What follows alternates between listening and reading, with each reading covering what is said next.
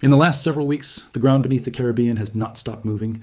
A magnitude 5 earthquake struck near Boca de Yuma in the Dominican Republic on June 26th. A magnitude 4 shook the coastal town of Las Terrenas on July 14th. Smaller tremors, magnitude 3 and 4, have rattled the same stretch of the island of Hispaniola on a nearly weekly basis all summer, part of a pattern that has already produced more than 150. Confirmed earthquakes across the Dominican Republic alone so far this year, spanning depths from just a few kilometers below the surface to more than 150 kilometers down, a range that itself tells seismologists these are not all coming from the same structure. None of these have been large enough to make international news on their own. But seismologists who study this region are not looking at any single one of these earthquakes in isolation. This kind of steady, moderate seismic background is exactly what a heavily faulted, actively deforming plate boundary looks like on an ordinary year, and distinguishing that ordinary background hum from a genuine warning sign is one of the harder problems in modern seismology. They are looking at where they are happening and what sits quietly underneath, still locked, still storing stress it has not released in more than 250 years. This is the story of what is actually happening beneath the Caribbean right now. Why one particular fault running directly beneath Haiti's capital is the one seismologists watch most closely of all, and what new research published just weeks ago says about how much of that fault's stress has actually been relieved, and how much of it has not. No hype, no exaggeration, just what actually happened and what the data behind it means. Drop a comment and tell me if you are anywhere in the Caribbean, Puerto Rico, the Dominican Republic, or Haiti, and whether you have felt any of this shaking yourself. I read every one of these. If you want grounded science coverage instead of panic headlines, subscribe. It is free. And a like helps this reach people who need to understand this. Let us go for 5,000 likes on this one. Thank you. Now let us get into it. To understand why this matters, you have to understand the specific piece of geology sitting underneath the recent shaking.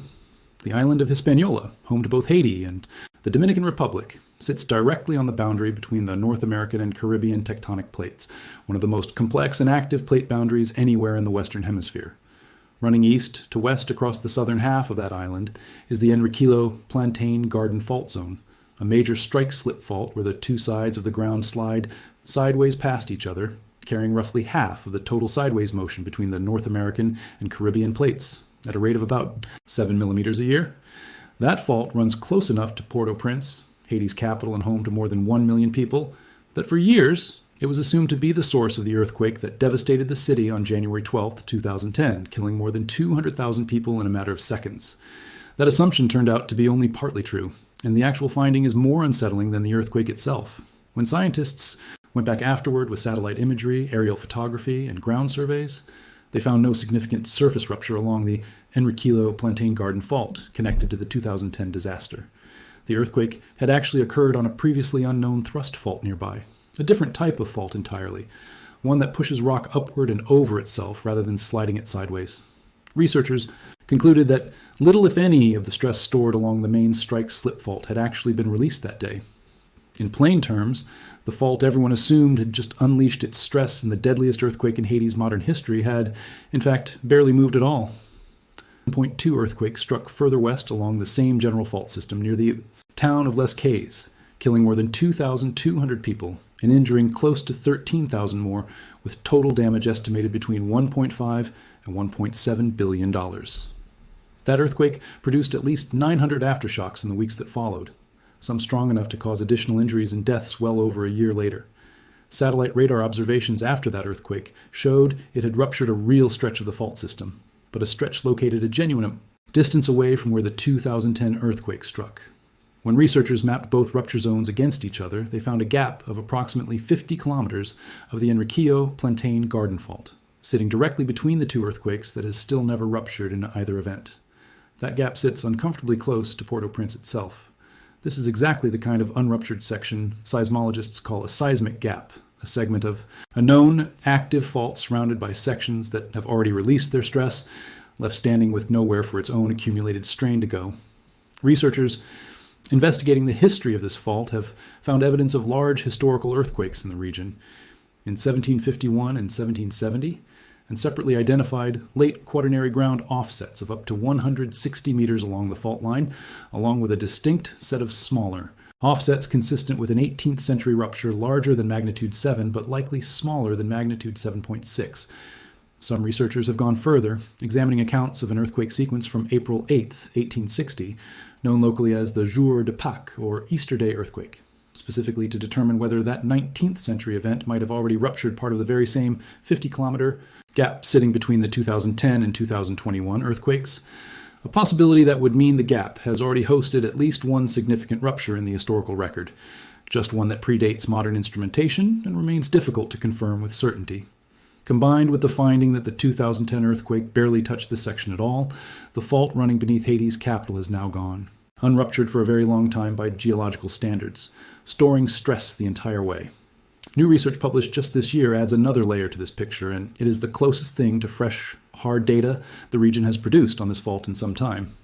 A study using satellite radar interferometry, examining ground deformation data collected between 2017 and 2021, found that a separate section of the fault, the western portion of the Enriquillo Plantain Garden Zone, has actually been creeping continuously at rates of up to 9 millimeters a year, quietly releasing stress without producing any earthquake large enough to be felt at all.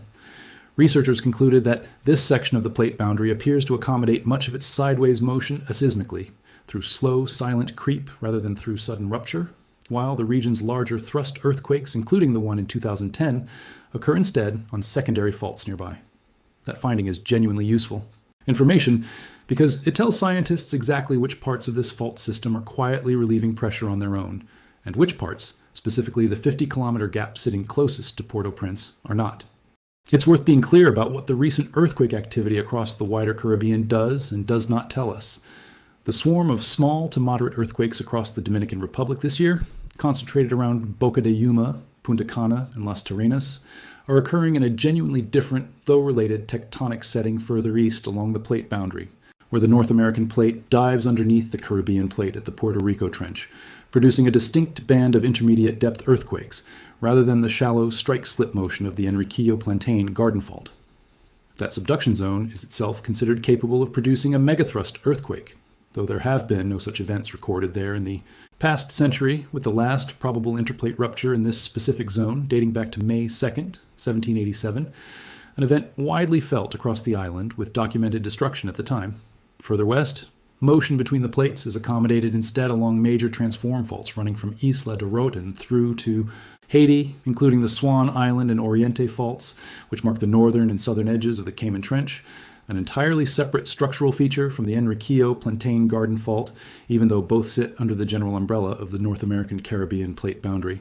None of this recent activity has been directly linked by seismologists to an imminent rupture of the locked section beneath Port-au-Prince specifically.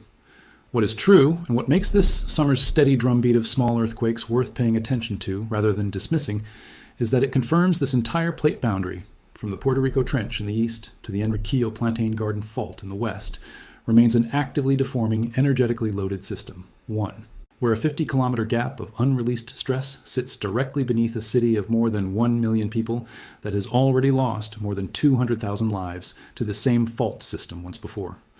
So what does this actually mean for you, especially if you live anywhere on Hispaniola or elsewhere in the northeastern Caribbean?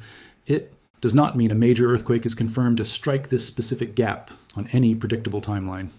No seismologist studying this fault has made that claim, and the United States Geological Survey remains clear that no research body anywhere can currently predict the timing of a major earthquake with any precision.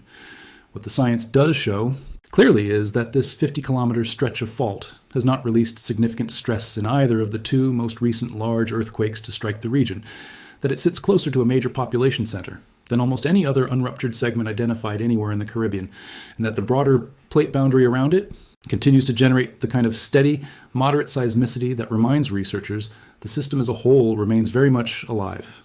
If you live in this region, the practical takeaway echoed by seismic hazard fault does not need to produce a headline-making earthquake every year to remain dangerous, and the years between events are exactly when preparedness, building codes, and early warning infrastructure matter most.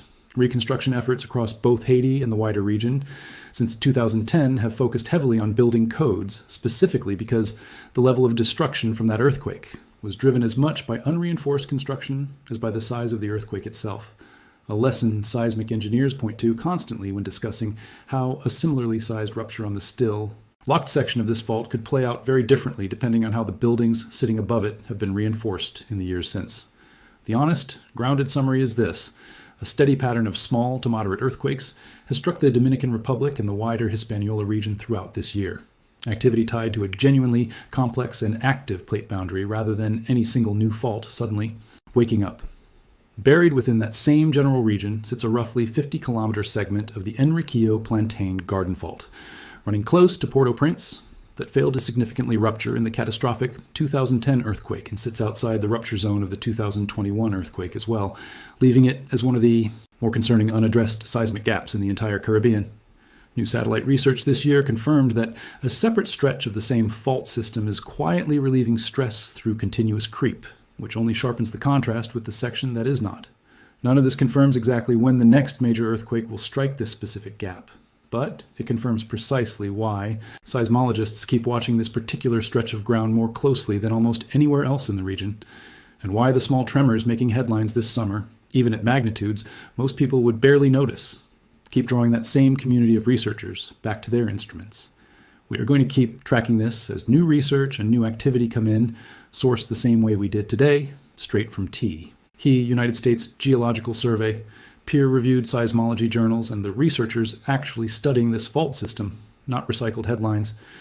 Subscribe so you do not miss the next update, because a fault system this active rarely stays quiet in the data for long, even when it stays quiet on the surface. And leave that comment below. Tell me where you are watching from, and whether you have ever experienced an earthquake yourself. Because behind every one of these numbers is a family in Port-au-Prince still rebuilding more than 15 years after the last catastrophic earthquake struck their city. A researcher combing through satellite radar images, searching for millimeters of movement most people will never feel. And a fault line that has been quietly waiting, storing pressure, for longer than most of the people living above it have been alive. The Caribbean's fault lines do not read a calendar and do not follow a schedule anyone has ever managed to predict, which is exactly why the researchers tracking this region treat every single one of this summer's small tremors as worth logging, even the ones nobody outside a seismology lab will ever hear about. 5,000 likes on this one. Let us go. See you in the next one.